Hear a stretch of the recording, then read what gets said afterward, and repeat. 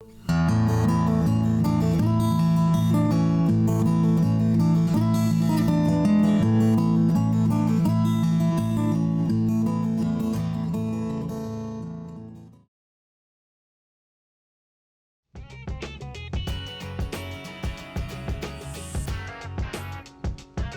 we're going to tie a humpy.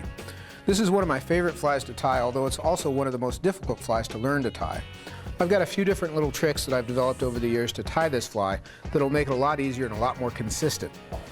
We're going to start off with the Timco 100 SPBL. It's that little stouter wire dry fly hook with a down eye. I'm going to use some 70 denier fluorescent green thread for the body.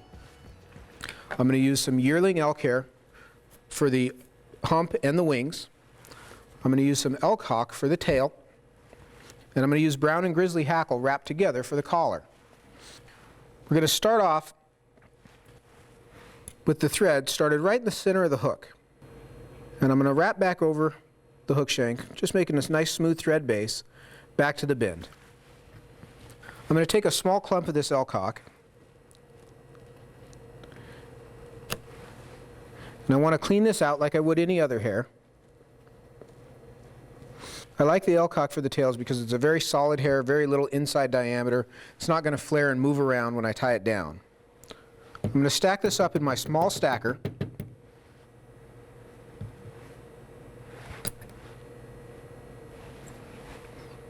And I'm going to thin this down just a little bit. You don't need a terribly heavy tail, but this is an attractor style dry. So it's going to be a little bushier than usual. I'm going to measure this against the shank, about a shank length long. I'm going to take that hair, transfer it to my material hand, and tie it in right at the bend. And I'm going to wrap forward over the butt ends of that hair to about the midpoint or so on the hook. I'll lift the butt ends up now and trim those as close as I can. And I'll continue to wrap down over those butts, right on all the way up to the hook eye. Now I'm going to bring my thread back to about the 75% point. And this is where I'm going to put the wings in. Our order is a little bit different on this fly, and this is what's going to make this fly a lot easier to tie. Now to do the wings and the hump are going to be tied out of all the same clump of hair, and I'm going to use some yearling elk for this. Yearling is a little more soft than bull or cow elk, a little more like deer hair, but with the good durability that you'll get out of elk hair. So I'm going to take a nice clump of this, and I'm going to thin it out. And when you're cleaning a chunk of hair out, you've got to remember you've got to start with a much bigger clump because you're going to get rid of at least part of it when you clean it out. And in this case, what we're measuring by is how much hair we're going to need for the tips. We need this clump of hair to ultimately be 2 wings on this fly when it's finished. So I'm going to start with a little heavier clump than I think I'm going to need. I can always thin it down a little bit. Now before I go any further, I'm going to stack this hair up. I'll put it in my medium-sized stacker because it's a little heavier clump of hair. I'm going to stack it up. And now I have a little better idea. I'm a little heavy. I'm going to thin this down just a bit. Make sure I get anything long or extra long or extra short out of that bunch. So now I've got a nice, clean, neat clump of hair here that's all stacked up, and it's about the right amount of hair for the wings. I'm going to take my thread, I'm going to spin it up a little bit so it'll cord into a rope. I'm going to measure this hair against the hook shank so it's 1 shank length long. I'm going to place that point at the 75% point. I'm going to make 2 wraps around this hair, one right on top of the other, and I'll draw toward me to tighten that hair down. You can see how that hair flares a little bit, but it's not a huge amount of flare. It's because I'm up toward the tips of the hair where there's less hollowness to it. Then I'm going to continue wrapping, making a band of thread going back toward the bend. And I'll make that band about an eye length and a half or so. You can see to anchor that hair down. Now we've got all these thicker butt ends back here. Now conventionally we'd have started this fly from the back with the big thick butt ends tied in along the shank and then folded over trying to make the wings have enough hair from those fine tips. With this method we can get rid of some of these butt ends because frankly it's way more than we need. So I'm going to thin out a little more than half of this hair by lifting the top of it up and trimming it as close to the hook as I can get it. I'm going to draw the remaining hair up above the hook. I'm just going to spiral wrap my thread back over this hair to the bend, and I want to get right back to the base of the tail and cinch it down tight there. Now one thing that I'll do before I go on is I'm going to lift that hair forward, and I want to make sure there's no green thread showing between the tail and the body here at the bend. I'm pretty good there, so I'm going to leave that hanging back there. And I'll run the thread back up, and I'll continue on with the wing process. Now what we're going to do is make upright divided hair wings. We've got this clump of hair tied in nice and tight on top of the hook. I'm going to draw this clump of hair up and back, and I can even press my thumbnail up against the front edge to stand that hair up a little bit by creasing it. I'm going to build a little thread dam against the front edge to stand this up. And this is just a wedge of thread packed tight against the front of the wing to stand that wing upright. Once I've got that wing stood upright, I'm going to grasp that wing in my fingertips and just kind of hold it all together while I move the thread to the back edge. And that'll start to kind of compress that wing into one nice tidy little bunch. Now we're going to divide the wings. And to do that, I'll turn my hook a little bit, and I'm going to divide the hair up here that we've got in the front as close to in half as I can.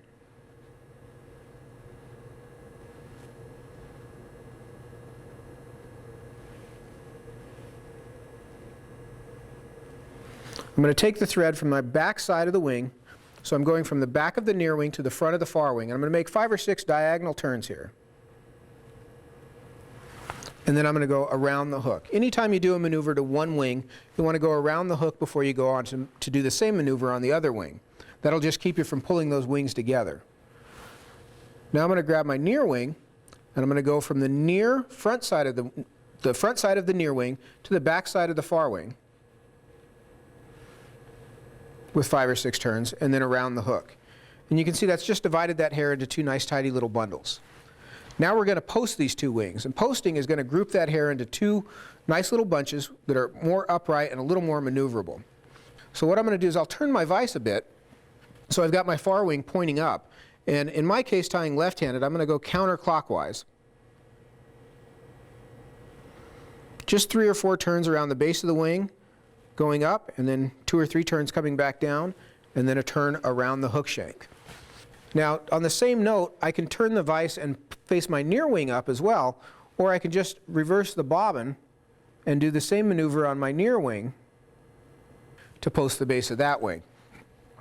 I did that with separate hands just as it was appropriate for each wing. So now I've got the wings upright and divided and posted. If you make those posts tight, you should be able to position those wings wherever you want. If those posts are tight, you can point one wing forward, one wing back, both straight up, wherever you like them to be. Ideally, they're going to be about 45 degrees to each other is what we're shooting for. Once I'm happy with the wing placement, I'm going to start to build the hump. So I'm going to hold on to this hair that we've got hanging off the back of the hook here, and we're going to build a thread hump on the back about 60% of the hook or so. So I'm going to run the thread back to the bend, and we want to build up a thread bump encompassing the back half of the hook at least. So it takes several turns of thread, maybe 100 turns of thread in some of the cases of the bigger flies. But we're going to build up quite a thread body here.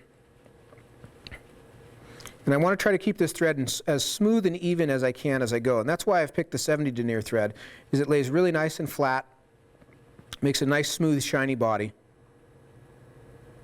And this is where the hump on the Humpy comes from. Is this bundle of thread underneath the hair that we're going to fold over the top. So that's our body right there. And you can see that I've stopped that just about the 60%, maybe even 55% point on the hook, just behind where I trimmed the butt ends of the wing when we originally started. Now I'm going to lift the butt ends of this hair, and I'm going to bring it forward. Now when I come forward, I want to pull this clump in between the wings, and I'm going to give it just a slight, about quarter turn as I bring it forward. I'm going to bring the thread up and over the top and draw the thread down to the bottom. That'll help me keep that hair hump centered on top of the hook, and then I can trim the butt ends off. You can see that's a much easier way to get the wings and hump out of the same bunch of hair, but without making 18 steps to do it and just hoping that it comes out at the right measurement. So now I've got these little stub ends here behind the wings. I'm just going to use my thread to smooth those down a bit. I don't need to completely cover them just yet. And I've got essentially the front half of the hook left to hackle. I'm going to take 1 brown and 1 grizzly. In this case, these are saddle feathers. Just as easy to use neck feathers. I like the saddles on flies like this because they're a little bit denser, more barbs per inch of feather. So it's going to make a little more dense hackle collar. I'm going to take 1 brown and 1 grizzly, and I've stacked them one on top of the other, inside to outside. And I've stripped about a half a shank worth of bare stem here. I'm going to tie this in on my near side, both feathers at the same time. I'm going to start these right at the front edge of the body. So I'm going to make my first turn of thread right at the front edge of the body, and I'm going to wrap forward up to the base of the wings. Continue wrapping forward over those stubs right up to the eye of the hook, and then I'm going to run back to the base of the wing, take a turn behind the wings, and come forward again. I'm going to make my first turn of hackle right at the front edge of the body, next turn right in front of it, next one right up against the back edge of the wings. That was 3 turns of hackle in about 20-25% of the hook shank, so I've got a nice dense hackle collar there. I'm going to cross under the wings on the bottom and come up with the next turn of hackle immediately at the front edge of the wings. Next turn of hackle right in front of that.